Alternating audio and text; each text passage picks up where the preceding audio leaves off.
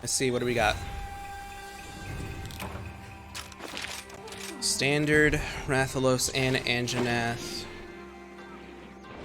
Not the best. I really like SwAxe.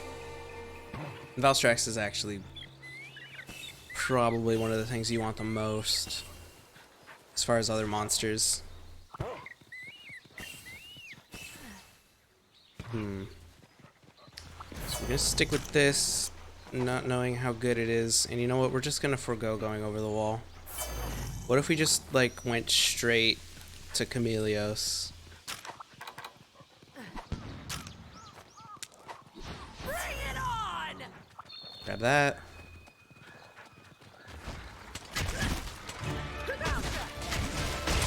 We're just completely foregoing Spira Birds this time. Mistake? Maybe. Time saver? Also maybe. You won't know until the run's over.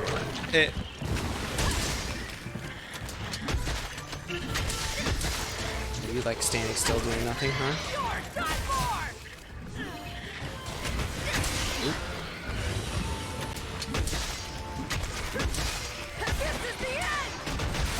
There's the wing again. Alright. Actually pretty fast down, which is quite good.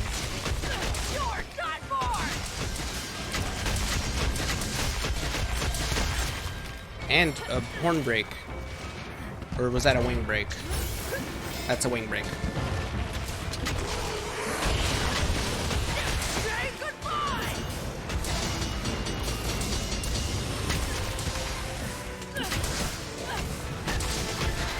Very close to the cloud of toxic gas.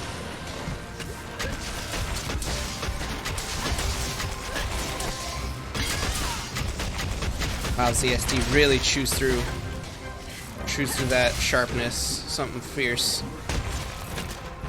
Alright, now's the time to do it. Just gonna be sitting there forever. Damn it. Thought I could get out of that in time with a cheeky wire bug. Smack him. Smack him.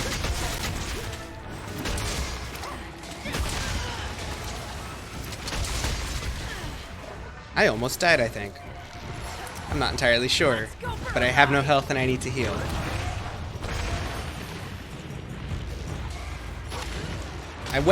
He went way too early. Wow. This is not a good Wyvern riding. Alright.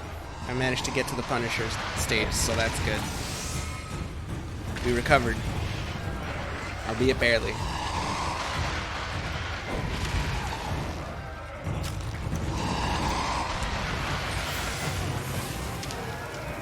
Did not want to dive. Or whatever. I guess we just have to live with the button presses that we make.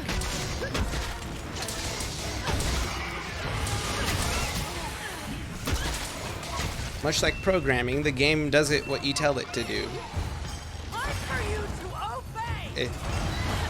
So good spot. Just a free briefer for slams. Can I hit his head? Barely. Rude.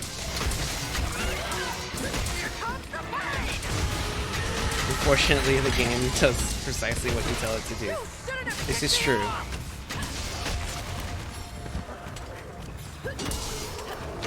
Get out of there.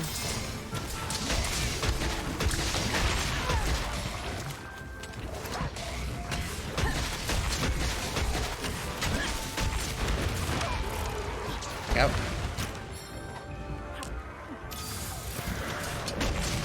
Uh-oh. Yeah, I was committed to that. Nothing I could do. On his way out.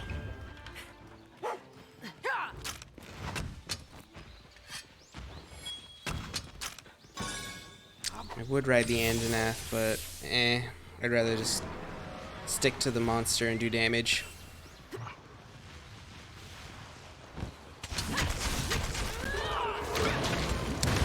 God damn it, dude. The way that the Chameleos can just wiggle just out of range of all of the damage, or all of the ZSDs. It makes me sad. It's a charge, isn't it? Oh, no, it's doing it in and out. In or out. Out. Jump up. Do that.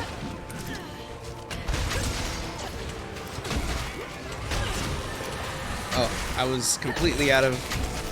well, not completely out of file, but it was not fully charged and ready to go.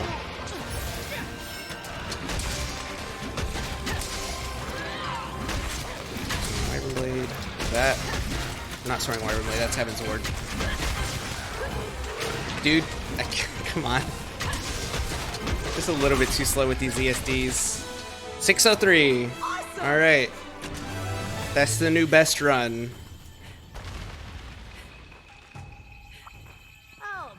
I feel like that's definitely like a... that's a run that's like, you know, this could have been a sub 6. You know? I'll take it. It's a pretty good time save over the run that I currently have uploaded on YouTube. But man, now I gotta try for a sub 6. At least I have the whole rest of the stream to do that. In before this is the best run of the day.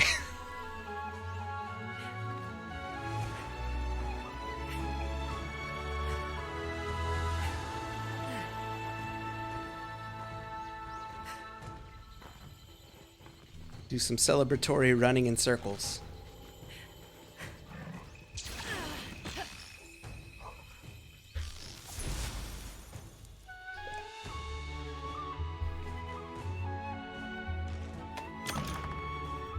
Alright. So I think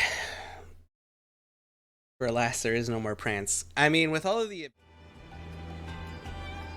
Hey there, and thanks for watching this episode of Going Fastish, the series where I do solo freestyle monster hunts, somewhat fast, or at least fast from a casual perspective. If all you want is the build, here it is on screen, bell sub like, and I'll see you next time.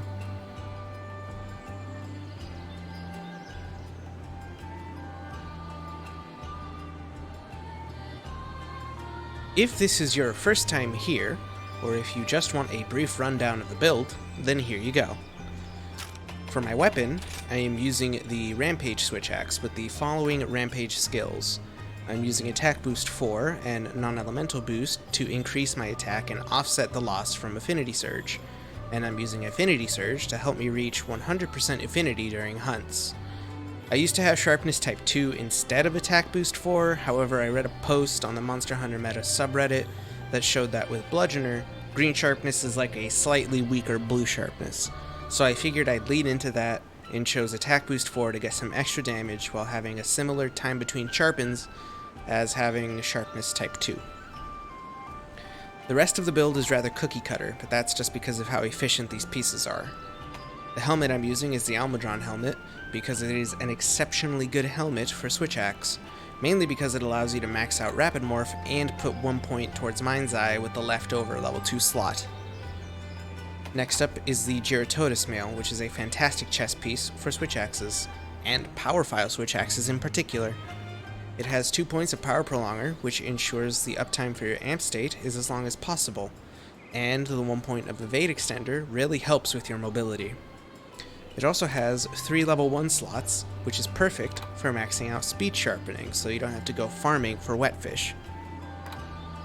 For my arms, I'm using the Tigrex braces, which are an extremely efficient piece of armor for Bludgeoner builds, because you can max out Bludgeoner with a decoration, and you get your 2nd point of Mind's Eye so your hits don't clank off the monster. The last 2 pieces of armor are the most cookie cutter, the Anjanath Coil and the Hunter's Greaves. Both pieces of equipment have 2 points of attack boost and 1 level 2 slot, which is perfect for slotting in other skills, which in this case is going to be Weakness Exploit and Critical Boost. The Hunter's Greaves also have 1 point of stun resistance, which can then be maxed out by slotting in 2 Steadfast Jewels into the Anjanath Coil. There isn't much to say about the Petal Ace. I'm using the Underworld Petal Ace for maximum survivability, and that's about it. After all, you can't do damage when you're dead. And now for the only reason why this build works at all, and the main reason why this build might be difficult for you to replicate. The talisman I'm using has maxed out Wirebug Whisperer and 2 level 2 slots, which is perfect for maxing out Weakness Exploit. Having maxed out Wirebug Whisperer is exceptionally useful, as it lets you hold on to a 3rd Wirebug for longer, which helps you perform more Soaring Wyvern Blades, which helps you get to your amped state as soon as possible. Alright, that's it for this video. Thanks for sticking by until the end, and I'll see you next time on Going Fastish.